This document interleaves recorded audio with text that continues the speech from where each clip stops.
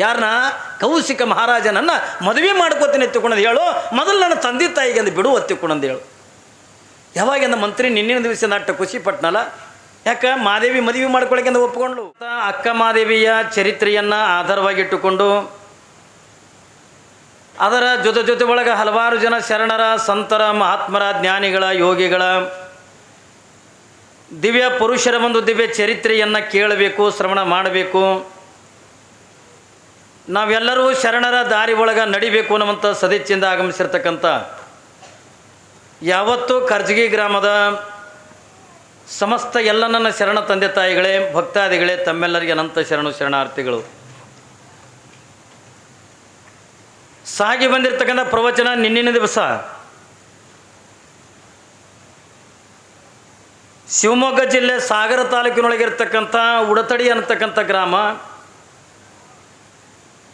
ಆ ಗ್ರಾಮದ ಶ್ರೇಷ್ಠವಾಗಿರ್ತಕ್ಕಂಥ ದಂಪತಿಗಳು ನಿರ್ಮಲ ಶೆಟ್ಟಿ ಮತ್ತು ಸುಮತಿ ಅನ್ನತಕ್ಕಂಥ ದಂಪತಿಗಳ ಪುಣ್ಯ ಗರ್ಭದೊಳಗೆ ಮಾದೇವಿ ಅಕ್ಕ ಹುಟ್ಟುತ್ತಾಳೆ. ತನ್ನ ಬದುಕಿನುದ್ದಕ್ಕೂ ಕೂಡ ಗುರುವಿನ ಸೇವೆ ಅನ್ನತಕ್ಕಂಥನ್ನು ಮಾಡಿ, ಏನೆಲ್ಲ ಆಧ್ಯಾತ್ಮದ ಚಿಂತನೆಯನ್ನು ಮಾಡಿ, ಚಿಕ್ಕ ವಯಸ್ಸಿನೊಳಗೆ ಅಪಾರವಾಗಿರ್ತಕ್ಕಂಥ ಜ್ಞಾನವನ್ನು ಪಡೆದುಕೊಂಡಿರ್ತಕ್ಕಂಥವಳು ಯಾರು? ಅಕ್ಕ ಮಾದೇವಿ. 18ನೇ ವಯಸ್ಸಿಗೆ ಏನೆಲ್ಲ ಆಧ್ಯಾತ್ಮದ ತುದಿಯನ್ನು ಏರಿರ್ತಕ್ಕಂಥವಳು ಮಾದೇವಿ ಅಕ್ಕ. ಎಷ್ಟರ ಮಟ್ಟಿಗೆ ವೈರಾಗ್ಯ ಹತ್ತಿಕೊಂಡಂತ ಕೇಳಿದ್ರೆ, ಎಷ್ಟರ ಮಟ್ಟಿಗೆ ಭಗವಂತನಲ್ಲಿ ತನ್ನನ್ನು ತಾನು ತೊಡಗಿಸಿಕೊಂಡಿರ್ತಕ್ಕಂಥ ಮಾದೇವಿ ಅಕ್ಕ ಹತ್ತಿಕೊಂಡಂತ ಕೇಳಿದ್ರೆ, ಅವಳಿಗೆ ಹಸಿವಿನ ಅರಿವಿಲ್ಲ, ನೀರಡಿಕೆ ಅರಿವಿಲ್ಲ, ನಿದ್ದೆ ಮಾಡಬೇಕು ಅನ್ನುವಂಥ ಅರಿವಿಲ್ಲ. ಯಾರ ಜೊತೆ ಒಳಗೆ ಗೆಳತಿಯರ ಜೊತೆ ಒಳಗೆ ಆಡಬೇಕು, ಪಾಡಬೇಕು, ಇದು ಯಾವ ಬಯಕೆಗಳನ್ನು ಕೂಡ ತನ್ನ ಮನಸ್ಸಿನೊಳಗೆ ಕಿಂಚಿತ್ತು ಕೂಡ ತರಲಾರ್ದಂಗೆ ಪರಿ ತನ್ನ ಜೀವನ ಅನ್ನತಕ್ಕಂಥದ್ದನ್ನು ಯಾರಿಗೆ ಕೊಟ್ಟಿದ್ಲು ಅಂತಕೊಂಡ ಕೇಳಿದ್ರೆ ಭಗವಂತನಿಗೆಂದ ಕೊಟ್ಟಿದ್ಲು, ಚನ್ನಮಲ್ಲಿಕಾರ್ಜುನಿಗೆಂದ ಕೊಟ್ಟಿದ್ಲು.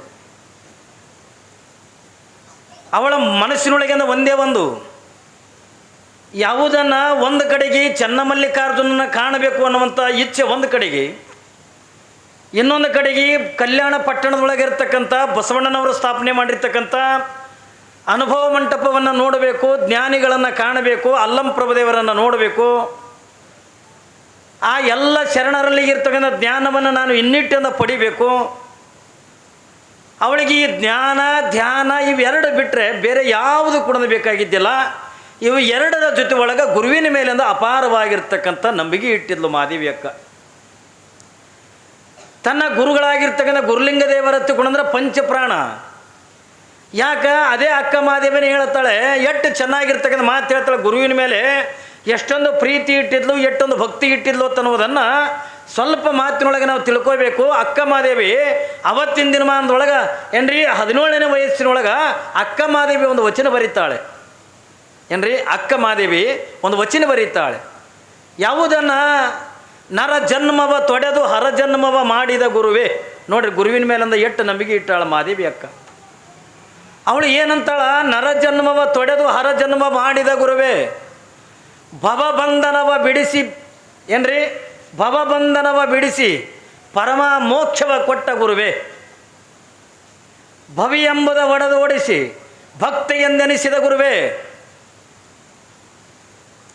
ಸರಿ ಜೋರಾಗಿ ಚಪ್ಪಾಳೆ ತಟ್ರಿ ಕ್ಯಾಡಿಗೆ ಪೂರ್ಣಂದರ ಶಿವಸಾಂಬೇ ನಮ ಪಾರ್ವತಿ ಪರಮೇಶ್ವರ ರಮಾದೇ. ಶಿವಬಸವರಾಜೇಂದ್ರ ಮಹಾಸ್ವಾಮಿಗಳವರ ದಿವ್ಯ ಚರಣಕ್ಕಿನಂತ ಭಕ್ತಿಪೂರ್ವಕವಾಗಿರ್ತಕ್ಕಂಥ ಪ್ರಣಾಮಗಳನ್ನು ಅರ್ಪಿಸುತ್ತಾ ಎಲ್ಲಿಗೆ ಬಿಟ್ಟಿದ್ದೇವ್ರಿ?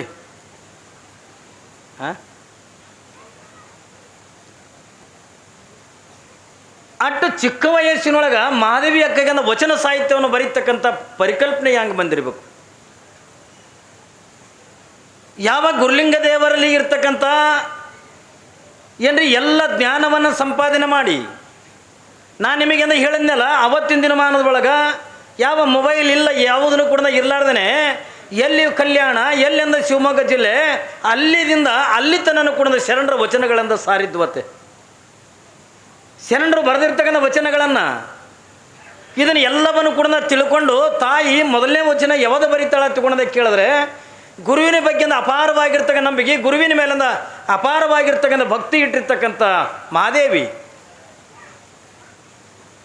ಎಷ್ಟು ಕಿಮ್ಮತ್ತಿನ ಮಾತು ಅಂತ ಹೇಳ್ತಾಳೆ. ಗುರುವಿನಿಂದ ನಾವು ಏನಾದೀವಿ ಎತ್ತಿಕೊಂಡು ಅನ್ನೋದಕ್ಕೆ ಬಹುಶಃ ಇವತ್ತು ಸುಮಾರು 50-60 ಜನ ಇವತ್ತಿಂದ ಲಿಂಗ ದೀಕ್ಷೆ ಮಾಡ್ಕೊಂಡ್ರಿ. ಏನೋ ಗುರುಗಳಿಂದ ಕರೆದ್ರು ಕೊಳ್ಳಾಗ ಲಿಂಗ ಕಟ್ಟಿದ್ರ ತಗೊಂಡಲ್ಲ. ಇದೇ ಬರೇ ಲಿಂಗ ದೀಕ್ಷೆ ಮಾಡಿರ್ತಕ್ಕಂಥ ಗುರುಲಿಂಗ ದೇವರನ್ನು ಮಹಾದೇವಿ ಅಕ್ಕ ಎಂಥ ಕಿಮ್ಮತ್ತಿನ ಮಾತು ಹೇಳ್ತಾಳೆ. ಅವಳು ಹೇಳ್ತಾಳೆ, ನರ ಜನ್ಮವ ತೊಡೆದು ಹರ ಜನ್ಮವ ಮಾಡಿದ ಗುರುವೇ. ಇವತ್ತು ನಿಮ್ಮ ಜೀವನ ನಾವು ಏನು ಮಾಡಿದೀವಿ ಎತ್ತುಕೊಂಡೋದಕ್ಕೆ ಕೇಳಿದ್ರೆ, ಸಾಮಾನ್ಯವಾಗಿರ್ತಕ್ಕಂಥ ಮನುಷ್ಯರಾಗಿರ್ತಕ್ಕಂಥ ನಿಮಗೆ, ಸಾಮಾನ್ಯನಾಗಿರ್ತಕ್ಕಂಥ ನರರಾಗಿರ್ತಕ್ಕಂಥ ನಿಮಗೆ ಇವತ್ತು ನಿಮ್ಮನ್ನು ಏನು ಮಾಡಿವ 50-60 ಜನರಿಗೆ ಎತ್ತುಕೊಂಡೋದಕ್ಕೆ ಕೇಳಿದ್ರೆ, ಸಾಕ್ಷಾತ್ ನಿಮ್ಮನ್ನೇ ದೇವರನ್ನಾಗಿಂದ ತಯಾರು ಮಾಡಿದೀವಿ. ಇವತ್ತು ಏನ್ರಿ, ನಿಮ್ಮನ್ನೇ ದೇವರನ್ನಾಗಿ ತಯಾರು ಮಾಡಿದೀವಿ. ಆ ಸಾಮರ್ಥ್ಯ ಇರೋದ್ರಿಂದ ಗುರುವಿಗೆ ಒಬ್ಬನಿಗೆ ಮಾತ್ರ. ನಿನ್ನನ್ನು ದೇವರನ್ನಾಗಿ ತಯಾರು ಮಾಡೋದು, ನಿನ್ನನ್ನು ಪುಣ್ಯಾತ್ಮನಾಗಿ ತಯಾರು ಮಾಡೋದು ಏನ್ರಿ, ಇದೆಲ್ಲ ಸಾಮರ್ಥ್ಯ ಯಾರ ಹತ್ರ ಐತಿ ಎತ್ಕೊಂಡು ಕೇಳಿದ್ರೆ ಒಬ್ಬ ಗುರುವಿನ ಹತ್ರ ಐತಿ. ಅದಕ್ಕಾಗಿಯೇ ಮಹಾದೇವಿ ಅಕ್ಕ ಅಂತಾಳೆ, ನರ ಜನ್ಮವ ತೊಡೆದು ಹರ ಜನ್ಮವ ಮಾಡಿದ ಗುರುವೇ, ಭವ ಬಂಧನವ ಬಿಡಿಸಿ ಪರಮ ಮೋಕ್ಷವ ಕೊಟ್ಟ ಗುರುವೇ. ಏನ್ರಿ, ಎಷ್ಟು ಚೆನ್ನಾಗಿ ಅಂತ ಹೇಳ್ತಾರೆ. ಆಮೇಲೆ ನಮಸ್ಕಾರ ಮಾಡಕತ್ತೀರಮ್ಮ, ಜಾಗ ಇದೆಲ್ಲ ಕುಂತು ಬಿಡ್ರಿ, ಗಡಬಡ ಮಾಡಬೇಡ್ರಿ, ಅಲ್ಲಿದೆಲ್ಲ ಕೂತು ಬಿಡ್ರಿ, ನಮಸ್ಕಾರ ಆಮೇಲೆ ಮಾಡೋದು. ನಮ್ಮ ಸಭೆ ಯಾರು ಕೇಳ್ಬೇಕು ಹಿಂಗಾಗ್ಯದ ಅನ್ನೋದ್ರಾಗ ಮತ್ತು ಬನ್ನಿ ಮುಡ್ಲಕ್ಕೆ ತಯಾರಾಗವ್ರು. ನಮ್ಮ ಮಠದಾಗ ನಾವು ಬನ್ನಿ ಮುಡಿಬೇಕಲ್ರಿ, ನಮ್ಮ ಮಠಕ್ಕೂ ಭಕ್ತರು ಬರ್ತಾರೆ, ಹೌದಾ ಇಲ್ಲ? ಅದಕ್ಕಾಗಿಯೇ ಇವತ್ತೇ ಇದನ್ನಿಂದ ಧರ್ಮಸಭೆ ಅಂತಕ್ಕಂಥ ಇಟ್ಟಿವಿ. ಕೇಳ್ರಿ ಶಾಂತ. ಚಿಕ್ಕ ವಯಸ್ಸಿನೊಳಗೆ ಮಹಾದೇವಿ ಅಕ್ಕ ಈ ಎಲ್ಲ ವಚನ ಸಾಹಿತ್ಯಗಳನ್ನು ಬರಿತಾಳೆ. ಗುರುವಿನ ಬಗ್ಗೆಂದ ವಚನ ಸಾಹಿತ್ಯಗಳನ್ನು ಬರಿತಾಳೆ, ಲಿಂಗದ ಬಗ್ಗೆಂದ ವಚನ ಸಾಹಿತ್ಯಗಳನ್ನು ಬರಿತಾಳೆ. ಅವಳಿಗೆ ಯಾವ ಹವ್ಯಾಸ ಹತ್ತುಕೊಂಡ ಕೇಳಿದ್ರೆ ಒಟ್ಟು ಗುರುವಿನ ಮೇಲಿಂದ ಅಪಾರವಾಗಿರ್ತಕ್ಕ ನಂಬಿಕೆಯನ್ನು ಇಟ್ಟಿರ್ತಕ್ಕಂಥವಳು ಮಹಾದೇವಿ ಅಕ್ಕ.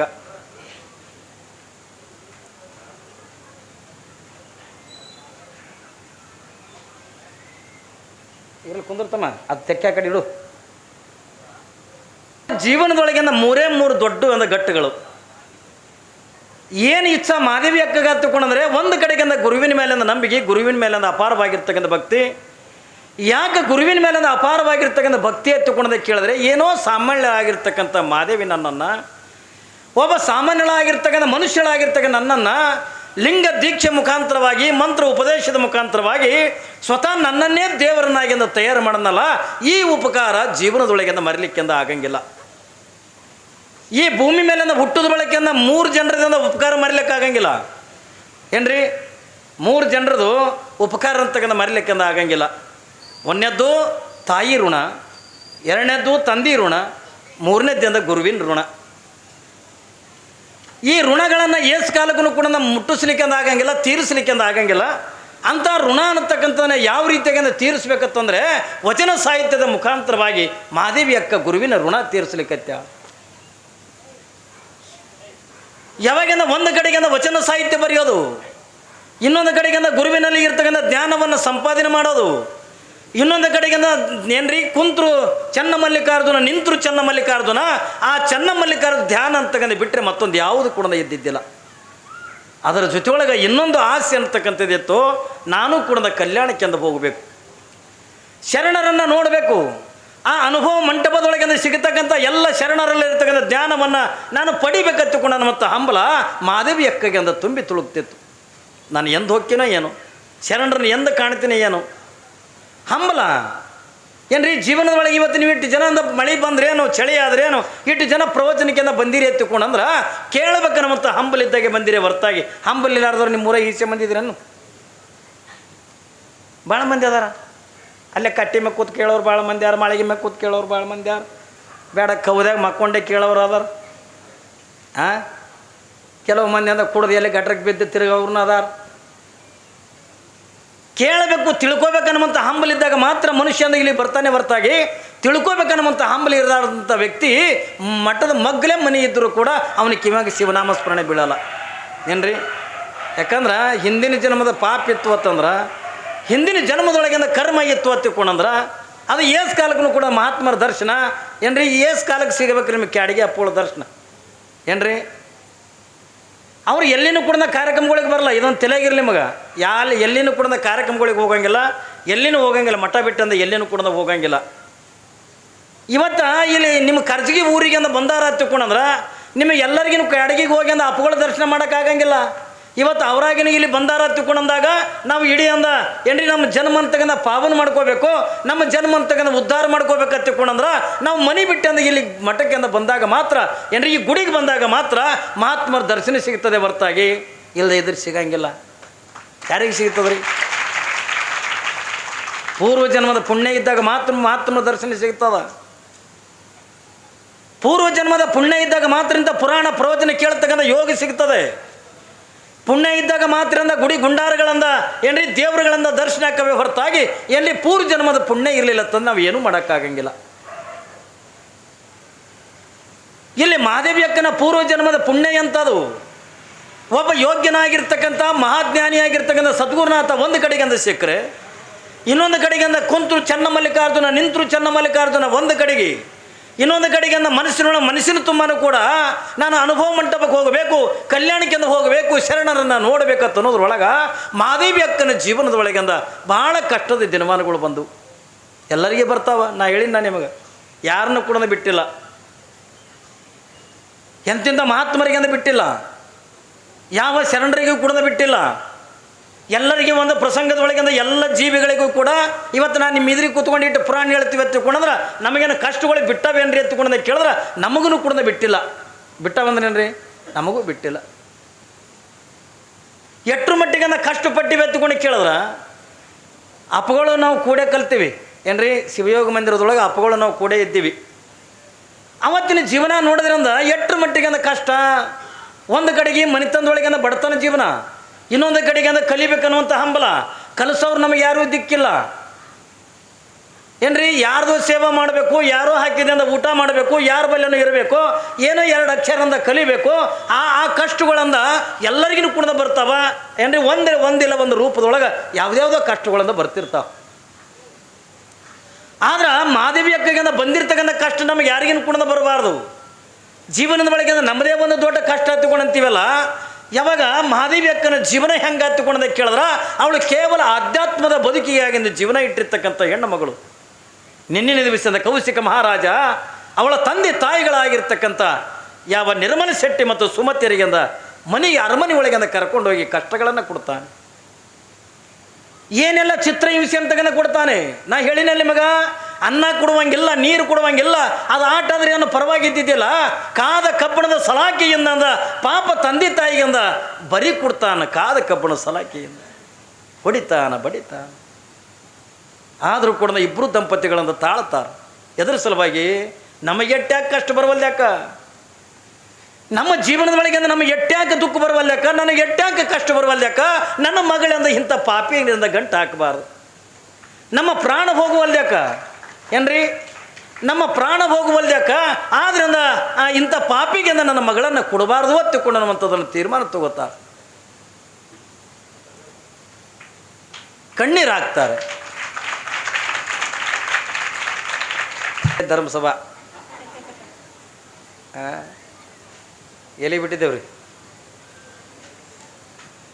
ಇಲ್ಲಿ ನಿರ್ಮಲ ಶೆಟ್ಟಿ ಮತ್ತು ಸುಮತಿಯರಿಗೆ ಇಟ್ಟರ ಮಟ್ಟಿಗೆ ಕಷ್ಟ ಕೊಡ್ತಾರಲ್ಲ, ಈ ಎಲ್ಲ ಕೊಡ್ತಕ್ಕಂಥ ಕೌಶಿಕ ಮಹಾರಾಜ ಕೊಡ್ತಕ್ಕಂಥ ಕಷ್ಟಗಳನ್ನೆಲ್ಲ ಸಹಿಸ್ಕೋತಾರೆ ತಂದೆ ತಾಯಿ. ಎದರ ಸಲುವಾಗಿ? ಮಗಳ ಸುಖಕ್ಕಾಗಿ, ತನ್ನ ಮಗಳ ಆನಂದಕ್ಕಾಗಿ, ಮಗಳ ಸುಖಕ್ಕಾಗಿ. ಒಂದು ವೇಳೆ ನಾವು ಈ ಪೆಟ್ಟುಗಳನ್ನು ತಾಳಲಾರ್ದೇನೆ ಅಯ್ಯೋ ನನ್ನ ಮಗಳನ್ನು ನಿನಗೆ ಕೊಡ್ತೀವಿ ಎತ್ತಿಕೊಂಡಂದು ಮಾತು ಕೊಟ್ರೆ, ಒಂದು ವೇಳೆ ಮಗಳನ್ನು ಕೊಟ್ಟಿವಿ ಎತ್ತಿಕೊಂಡಂದ್ರೆ ಇಂಥ ಪಾಪಿ ಜೊತೆ ಒಳಗೆ ನನ್ನ ಮಗಳ ಬದುಕು ಕಳಿಬೇಕಲ್ಲ. ಬೇಡ, ನಮಗೆ ಎಟ್ಟ್ಯಾಕೆ ಚಿತ್ರಹಿಂಸೆ ಕೊಡುವಲ್ಲೆಕ್ಕ, ನಮ್ಮನ್ನು ಪ್ರಾಣ ಬೇಕಾದರೂ ಕೂಡ ತೆಗೆಯಲ್ಲೆಕ್ಕ, ಆದ್ರೆ ಮಗಳನ್ನ ಕೊಡ್ತೀವಿ ಅಂತ ಮಾತ್ರ ನಾವು ಒಪ್ಕೊಳ್ಳಂಗಿಲ್ಲ ತಂದು ತಾಳ್ತಾರೆ. ಆದರೆ ಇಲ್ಲಿ ತಂದೆ ತಾಯಿ ತಾಳ್ತಾರೆ ಹೊರತಾಗಿ ಮಗಳಾಗಿರ್ತಕ್ಕಂಥ ಮಹಾದೇವಿ ತಾಳಂಗಿಲ್ಲ. ಯಾಕೆ? ತಂದೆ ತಾಯಿ ಕಷ್ಟಗಳನ್ನು ಕೊಡ್ಲಿಕ್ಕತ್ತಾರೆ, ತಂದೆ ತಾಯಿಗೆಂದ ದುಃಖವನ್ನು ಕೊಡ್ಲಿಕ್ಕತ್ತಾರೆ. ನನ್ನ ಸಲುವಾಗಿ ನನ್ನ ತಂದೆ ತಾಯಿಗಳಿಗೆಂದ ಚಿತ್ರಹಿಂಸೆ ಅಂತ ಅನುಭವಿಸೋದು ಬಂತಲ್ಲ, ನಾನು ಏನು ಮಾಡಲಿ ಎತ್ತುಕೊಳ್ಳೋದು ತಂದೆ ತಾಯಿಗಳಿಗಾಗಿ ತಾಯಿ ಮಹಾದೇವಿ ಕಣ್ಣೀರು ಹಾಕ್ತಾಳೆ, ದುಃಖ ಮಾಡ್ತಾಳೆ. ಇದನ್ನೆಲ್ಲ ಹೇಳಕ್ಕೆ ಬಂದಿರತಕ್ಕಂಥ ಮಂತ್ರಿಗೆ ಮಹಾದೇವಿ ಅಂತಾಳೆ, ಅಣ್ಣ ಯಾವಾಗಿಂದ ನನ್ನ ತಂದೆ ತಾಯಿಗಿದ್ರೆ ಇಷ್ಟು ಕಷ್ಟ ಕೊಡಕತ್ತಾರ ತಂದಾಗ, ನನ್ನ ತಂದೆ ತಾಯಿ ನನ್ನಿಂದ ಇಷ್ಟೊಂದು ಚಿತ್ರಹಿಂಸೆ ಅನುಭವಿಸ್ತಾರತ್ತಂದ್ರೆ ಬೇಡ, ನಾನು ಅವನನ್ನು ಮದುವೆ ಮಾಡ್ಕೋತೀನಿ ಎತ್ತುಕೊಂಡಂದು ಹೇಳು. ಯಾರನ್ನ? ಕೌಶಿಕ ಮಹಾರಾಜನನ್ನು ಮದುವೆ ಮಾಡ್ಕೋತೀನಿ ಎತ್ತುಕೊಂಡಂದು ಹೇಳು. ಮೊದಲು ನನ್ನ ತಂದೆ ತಾಯಿಗೆ ಅಂದು ಬಿಡು ಎತ್ತುಕೊಂಡಂದು ಹೇಳು. ಯಾವಾಗಿಂದ ಮಂತ್ರಿ ನಿನ್ನಿನ ದಿವಸ ನಟ್ಟ ಖುಷಿ ಪಟ್ನಲ್ಲ. ಯಾಕೆ? ಮಹಾದೇವಿ ಮದುವೆ ಮಾಡ್ಕೊಳಕ್ಕೆ ಒಪ್ಪಿಕೊಂಡ್ಲು. ಅವತ್ತಿನ ದಿನಮಾನದೊಳಗೆ ಆ ಮಲೆನಾಡಿನೊಳಗೆ ಏನ್ರಿ ಮಾದೇವಿ ಅಂತ ಸೌಂದರ್ಯವತಿ ಆಗಿರ್ತಕ್ಕಂಥ ಹೆಣ್ಣೆ ಇದ್ದಿದ್ದಿಲ್ಲ. ಅಟ್ಟು ರೂಪವತಿ ಆಗಿರ್ತಕ್ಕಂಥವಳು ಮಾದೇವಿ ಅಕ್ಕ. ಯಾವಾಗಿಂದ ಇಂಥ ರೂಪವತಿ ಆಗಿರ್ತಕ್ಕಂಥ ರಾಜನ ಬಳಿ, ಕೌಶಿಕ ಮಹಾರಾಜನ ಬಳಿ ಎಲ್ಲನೂ ಇತ್ತು ಏನ್ರಿ. ಆನೆ ಇತ್ತು, ಕುದುರೆಗಳಿತ್ತು, ಒಂಟಿತ್ತು, ಬಂಗಾರ ಇತ್ತು, ಬೆಳ್ಳಿತ್ತು ಏನ್ರಿ. ಎಲ್ಲ ಜಗತ್ತಿನೊಳಗಿಂದ ಯಾವುದು ವಿಶೇಷ ಅನ್ನತಕ್ಕಂಥ ಎಲ್ಲ ವಸ್ತುಗಳು ಕೂಡ ಕೌಶಿಕ ಮಹಾರಾಜನ ಮನೆತನದೊಳಗಿಂದ ಇದ್ದು. ಆದ್ರೆ ಇಂಥ ರೂಪವತಿ ಆಗಿರ್ತಕ್ಕಂಥ ಯಾವ ಹೆಣ್ಣು ಅನ್ನುವಂಥ ರತ್ನ ಮಾತ್ರ ಇದ್ದಿದ್ದಿಲ್ಲ. ಭಾಳ ಬೆಲೆ ಬಾಳತಕ್ಕಂಥ ರತ್ನಗಳು ಅವನ ಬಲ್ಲಿದ್ದು. ಆದ್ರೆ ನಿಜ ಇಂಥ ರೂಪವತಿ ಆಗಿರ್ತಕ್ಕಂಥ ಹೆಣ್ಣು ಯಾವ ಅಕ್ಕಮಾದೇವಿ ಅಂತ ರೂಪವತಿ ಆಗಿರ್ತಕ್ಕಂಥ ಹೆಣ್ಣು ಅನ್ನುವಂಥ ರತ್ನ ಅವನ ಹತ್ರ ಇದ್ದಿದ್ದಿಲ್ಲ. ಆಸೆ ಪಡಕತ್ತಾನೆ, ಹಂಬಲ್ ಪಡಕತ್ತಾನೆ. ಯಾವಾಗ ಅವಳನ್ನು ನೋಡೇನು, ಯಾವಾಗ ಅವಳ ಜೊತೆಯೊಳಗೆ ಮಾತಾಡ್ಯಾನೋ, ಬೇಡ ಅವಳ ಜೊತೆಯೊಳಗೆ ನಾನು ಯಾವಾಗ ಕೂಡ್ಯಾನೋ ತಿಕ್ಕೊಂಡು ಅನ್ನುವಂಥ ಹಂಬಲ್ ಅಂತಕ್ಕಂಥ ರಾಜ ಇಟ್ಕೊಂಡು ಕುಂತಾಗ, ತಂದೆ ತಾಯಿಗೆ ಚಿತ್ರ ವಿಷಯ ಕೊಡುವಾಗ ಯಾವಾಗ ಮಾದೇವಿ ಅಣ್ಣ ಅವನ ರಾಜನನ್ನು ನಾನು ಮದುವೆ ಮಾಡ್ಕೋತೀನಿ ಅಂತ ಹೇಳು, ನನ್ನ ತಂದೆ ತಾಯಿನಿಂದ ಬಿಡು ಅಂತೇಳು. ನನ್ನ ಒಂದು 4 ಕಂಡೀಷನ್ ಅದಾವೆ. ಏನು ಕಂಡೀಷನ? ಏನಿಲ್ಲ, ಅವನು ಮದುವೆ ಮಾಡ್ಕೋಬೇಕಾಗಿತ್ತು ಅಂತಂದ್ರೆ ಮೊದಲನೇ ಕಂಡೀಷನ್ ಏನು ಒತ್ತುಕೊಂಡದೆ ಕೇಳಿದ್ರೆ, ಅವ ಜೈನ ಧರ್ಮದೊಳಗಿರ್ತಕ್ಕಂಥವ, ಅವ ಭವ್ಯ ಆಗಿರ್ತಕ್ಕಂಥವ, ಅವ ಏನು ಮಾಡಬೇಕು? ಲಿಂಗ ದೀಕ್ಷೆ ಅಂತಕ್ಕಂಥವ್ರು ಮಾಡ್ಕೋಬೇಕು. ನಂದು ಕೆಲವು ದಿನಗಳ ಪರಂತರವಾಗಿ ನಾನು ವ್ರತ ಇದೆ. ಇಡೀ ನನ್ನ ವ್ರತ ಮುಗಿಯುವವರೆಗೂ ಕೂಡ ನಾನು ಶರೀರ ಮುಟ್ಟುವಂಗಿಲ್ಲ. ಮೂರನೇದೇನು, ಗುರುಗಳಾಗಿರ್ತಕ್ಕಂಥ ಗುರುಲಿಂಗ ದೇವರು ನಿತ್ಯ ನನ್ನ ಈ ಅರಮನೆಗಿಂದ ಬಂದು ನನಗೆ ಜ್ಞಾನಾಮೃತವನ್ನು ನೀಡಬೇಕು. ಅಂದರೆ ನಾನು ನಿತ್ಯ ಪ್ರವಚನ ಪಾಠಗಳನ್ನು ಮಾಡಬೇಕು.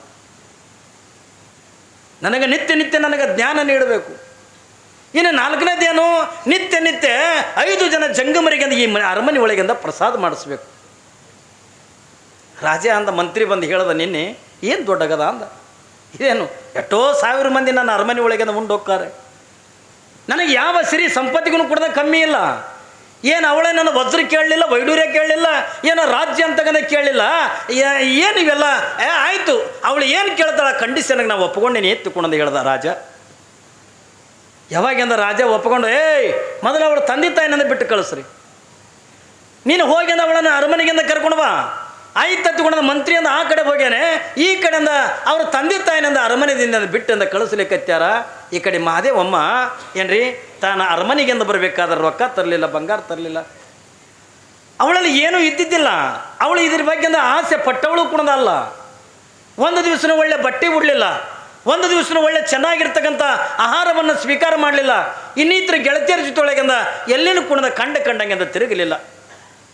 ಅವಳಿಗೆ ಭಗವಂತನ ಧ್ಯಾನ ಇದನ್ನು ಬಿಟ್ಟಿರಂದ ಬೇರೆ ಯಾವುದು ಕೂಡ ಬೇಕಾಗಿದ್ದಿಲ್ಲ. ಏನ್ರಿ ತಾನು ನಿತ್ಯ ತಾನು ಲಿಂಗ ಪೂಜೆ ಮಾಡ್ಕೊಳ್ಳೋ ಉಟ್ಕೊಳತಕ್ಕಂಥ ಬಟ್ಟೆ ತೊಗೊಂಡ್ಳು. ತಾನು ಗುರುಗಳು ಕೊಟ್ಟಿರ್ತಕ್ಕಂಥ ಧರ್ಮ ಗ್ರಂಥಗಳನ್ನು ಓದೋಕೆಂದ ಧರ್ಮ ಗ್ರಂಥ ತೊಗೊಂಡ್ಳು. ತಾನು ಪೂಜೆ ಸಾಮಗ್ರಿಗಳನ್ನು ತಲೆ ಮೇಗೆಂದ ಇಟ್ಟುಕೊಂಡು ತಯಾರಾಗಿ ಮಂತ್ರಿ ಜೊತೆಯೊಳಗಿಂದ ಅರಮನೆಗಿಂದ ಬರಲಿಕ್ಕತ್ತಾಳ. ಇನ್ನೇನು ಮಾದೇವಿ ಅಕ್ಕ ಹಿಂಗೆ ಅರಮನೆ ಒಳಗಿಂದ ಹಿಂಗೆ ಕಾಲಿಡ್ಬೇಕಂತ ಅನ್ನೋದ್ರೊಳಗೆ ಅವ್ರ ತಂದೆ ತಾಯಿ ಅಂತಕ್ಕಂಥವ್ರು ಅರಮನೆಯಿಂದ ಹೊರಗೆ ಬರ್ತಾಳೆ. ನೋಡ್ತಾಳೆ ಮಹಾದೇವಿ, ಕಣ್ತುಂಬ ನೀರು ತರ್ತಾಳೆ. ಅವ್ವ, ನನ್ನಿಂದ ನೀವಿಟ್ಟು ಕಷ್ಟಪಟ್ಟಿರಲ್ಲ, ನನ್ನಿಂದ ನೀವಿಟ್ಟಂದು ದುಃಖ ಪಟ್ಟಿರಲ್ಲ ನೋಡಿ ಒಂದು ಸವನ ಕೊರಳಿಗೆ ಹಾಕೊಂಡಂದ ಮಹಾದೇವಿ ಅಕ್ಕ ಕಣ್ಣೀರು ಹಾಕ್ತಾಳೆ. ಯಾಕೆ?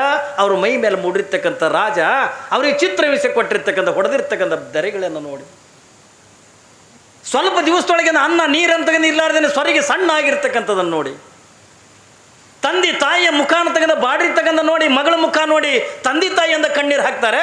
ತಂದೆ ತಾಯಿ ಮುಖ ನೋಡಿ ಅಂದ ಮಹಾದೇವಮ್ಮ ಕಣ್ಣೀರು ಹಾಕ್ತಾಳೆ. ಅವ್ವ ಬೇಡ, ನೀನು ಮದುವೆ ಮಾಡ್ಕೊಳಕ್ಕೆಂದ ಒಪ್ಕೋಬೇಡ. ಇಲ್ಲವ, ನನ್ನಿಂದ ನಿಮಗೆ ತ್ರಾಸು ಬಂದಾಗ ನಾನು ಒಪ್ಕೊಳ್ಳಾರ್ದೇನ ಹೆಂಗಿರಲಿ ನನ್ನವ್ವ, ನೀವು ಹೋರಿ, ನೀವು ಮನೆಗೆಂದ ಹೋಗ್ರಿ ಎತ್ತುಕೊಂಡ ಕಳಿಸಿಕೊಟ್ಟು ಈ ಕಡೆಯಿಂದ ಅರಮನೆ ಒಳಗೆ ಮಹಾದೇವಮ್ಮ ಬರ್ತಾಳೆ. ಯಾವಾಗೆಂದ ತನ್ನ ದಿನನಿತ್ಯದ ಪದ್ಧತಿಗೆ ಅನುಗುಣವಾಗಿ ಏನ್ರಿ ರಾಜ ಒಂದು ಒಳ್ಳೆ ಅರಮನೆ ರಾಜನ ಮನೆತನ ತಗೊಂಡ್ರೆ ಕೇಳೋದೇನದ್ರಿ, ಅಂತ ಭವ್ಯವಾಗಿರ್ತಕ್ಕಂಥ ಬಂಗ್ಲೆದೊಳಗೆ ಮಹಾದೇವಮ್ಮನಿಂದ ಇರಿಸ್ದ. ಅವಳಿಗೆ ಏನು ಬೇಕು ಸೌಕರ್ಯಗಳನ್ನು ಅವಳಿಗೆ ಒದಗಿಸಿಕೊಟ್ಟ. ಯಾವಾಗ ಈ ಎಲ್ಲ ಸೌಕರ್ಯಗಳನ್ನು ಒದಗಿಸಿ ಅಂದ ಕೊಟ್ಟ ಬಳಿಕ ಮಹಾದೇವಮ್ಮ ತನ್ನ ದಿನನಿತ್ಯದ ತ್ರಿಕಾಲ ಲಿಂಗಾರ್ಚನೆಯನ್ನು ಮಾಡುತ್ತಾ ಒಂದು ಕಡೆಗೆ ಗುರುಲಿಂಗ ದೇವರು ಅರಮನೆಗೆ ಬಂದು ಮಹಾದೇವಮ್ಮಗ ಏನ್ರಿ ಪಾಠ ಪ್ರವಚನಗಳನ್ನು ಮಾಡ್ತಾ ವಚನ ಸಾಹಿತ್ಯಗಳನ್ನು ಹೇಳುತ್ತಾ, ಒಂದು ಕಡೆಗೆ ಜಂಗಮರಿಂದ ನಿತ್ಯ 5 ಜನ ಜಂಗಮರು ಮನೆಗೆ ಬಂದಂದ ಪ್ರಸಾದ ಮಾಡಕತ್ರು. ಆದ್ರೆ ಒಂದೇ ಒಂದು ಉಳಿತು, ಅದು ಯಾವುದು ಹೊತ್ತುಕೊಂಡದೆ ಕೇಳಿದ್ರೆ ಅವ ಕೌಶಿಕ ಮಹಾರಾಜ ಲಿಂಗ ದೀಕ್ಷೆ ಮಾಡ್ಕೊಳ್ಳಿಲ್ಲ. ಎಲ್ಲಿಯ ಪರಂತರವಾಗಿ ನೀನು ಲಿಂಗ ದೀಕ್ಷೆ ಮಾಡ್ಕೊಳಂಗಿಲ್ಲೋ ಅಲ್ಲೇ ಪರಂತರವಾಗಿ ನಾನು ಮದುವೆ ಮಾಡ್ಕೊಳಂಗಿಲ್ಲ ಹತ್ತುಕೊಂಡು ನಮ್ಮಂತ ಯಾವಾಗಿಂದ ಮಹಾದೇವಿ ಅಕ್ಕನ ಕಂಡೀಷನ್ ಏನಿತ್ತಲ್ಲ ಅವ ರಾಜ ಮದುವೆನೇ ಮಾಡ್ಕೊಳ್ಳಿಲ್ಲ. ಆಮೇಲೆ ಇವಳು ವ್ರತ ಹಿಡಿದಿಲ್ಲಲ್ಲ, ಈ ವ್ರತ ಮುಗಿಲೇ ಇಲ್ಲ ಏನ್ರಿ, ವ್ರತ ಮುಗಿಸ್ಲಿಲ್ಲ ಮಹಾದೇವಿ ಅಕ್ಕ. ಯಾಕೆ ಅವಳಿಗೆ ಮದುವೆ ಮಾಡ್ಕೋಬೇಕನ್ನೋಂಥ ಆಸೆ ಇಲ್ಲ. ನಮ್ಮಂಗೆಂದ ಮದುವೆ ಮಾಡ್ಕೋಬೇಕು, ಮಕ್ಕಳನ್ನೆಂದ ಹಡಿಬೇಕು, ಸಂಸಾರ ಮಾಡಬೇಕು, ಏನೋ ಗಂಡ ಹೆಂಡತಿ ಅಂದ ಮಜಾ ಮಾಡ್ಬೇಕನ್ನುವಂಥ ರೀತಿ ಆ ಮಹಾದೇವಮ್ಮನ ಮನಸ್ಸು ಇದ್ದಿದ್ದಿಲ್ಲ. ಸುಮ್ಮನೆ ಕಾಲ ಕಾಲ ಕಾಲ ದೂಡಬೇಕಲ್ಲ. ವ್ರತ ಅಂತಕ್ಕಂಥ ಪ್ರಾರಂಭ ಮಾಡ್ಯಾಳೆ, ತಿಂಗಳಾಯಿತು, 2 ತಿಂಗಳಾಯಿತು, 6 ತಿಂಗಳಾಯಿತು, ವರ್ಷೇ ಕಳಿಲಿಕ್ಕೆ ಬಂತು. ಮಹಾದೇವಮ್ಮನ ವ್ರತ ಮುಗಿಲಿಲ್ಲ. ಅವ ಕೌಶಿಕ ಮಹಾರಾಜ ಲಿಂಗ ದೀಕ್ಷೆ ಮಾಡ್ಕೊಳ್ಳಿಲ್ಲ. ಪ್ರತಿನಿತ್ಯ ಬರಬೇಕು, ಮಹಾದೇವಮ್ಮನ ನೋಡಬೇಕು, ಹೋಗಬೇಕು. ಯಾಕಂದ್ರೆ ವ್ರತನೇ ಮುಗಿದಿಲ್ಲ ಏನ್ರಿ. ವರ್ಷಗಟ್ಟಲಿನ ಕುಡಿದ ತಾಳದವ ಕೌಶಿಕ ಮಹಾರಾಜ. ನಾನು ನಿಮಗೆಂದು ಹೇಳಿನಲ್ಲ ಏನ್ರಿ, ಕಾಮಾತುರಾಣಂ ನ ಭಯಂ ನ ಲಜ್ಜೆ ಎತ್ತುಕೊಂಡಂದಾಗ ಕಾಮದ ಆತುರನಾಗಿರ್ತಕ್ಕಂಥವನಿಗೆ ನಾನು ಏನದೀನಿ, ನಾನು ಯಾರದೀನಿ, ನನ್ನ ಸ್ಥಾನ ಏನು, ನನ್ನ ಮಾನ ಏನು ಅಂತಕ್ಕಂಥ ಖಬರ ಮೈಯಾಗಿಂದ ಇರಂಗಿಲ್ಲ, ಅವನ ಮನಸ್ಸ ದೇಹದೊಳಗಿರಂಗಿಲ್ಲ. ಮನಸ್ಸ ಅವನು ಕೆಟ್ಟದಕ್ಕಿಂತ ಕೊಟ್ಟು ಬಿಟ್ಟಿದ್ದ. ಹೇಳ್ತಿಲ್ಲ ಒಬ್ಬ ಜಾನಪದ ಕವಿ, ಜಾಣಿ ನನ್ನ ಮಗಳನ್ನು ಯಾರಿಗೆ ಕೊಡಲಿವ, ಕ್ವಾಟಿಯ ಮ್ಯಾಲಿರುವ ಕೊರಭಾಗ, ಕ್ವಾಟಿಯ ಮ್ಯಾಲಿರುವ ಕೊರಭಾಗ ಕೊಟ್ಟಾರ, ಕಸವರಿಗೆ ಚಿಂತೆ ನನಗಿಲ್ಲ, ಕಸವರಿಗೆ ಚಿಂತೆ ನನಗಿಲ್ಲ. ನೋಡ್ರಿ ಎಷ್ಟು ಚಂದ ಹೇಳ್ತಾರ. ಮಗಳು ಬೆಳೆದು ದೊಡ್ಡವಳಾಗಿ ನಿಂತಾಳ. ಕಲ್ಪನೆ ಇರಲಿ ಮಗ, ಮಗಳು ಬೆಳೆದು ದೊಡ್ಡವಳಾಗಿ ನಿಂತಾಳ, 18 ವರ್ಷದ ತರುಣಿಯಾಗ್ಯಾಳ, ನೋಡ್ಲಿಕ್ಕೆ ಅಂದ್ರೆ ರೂಪವತಿ, ಅಟ್ಟೆ ಗುಣವತಿ.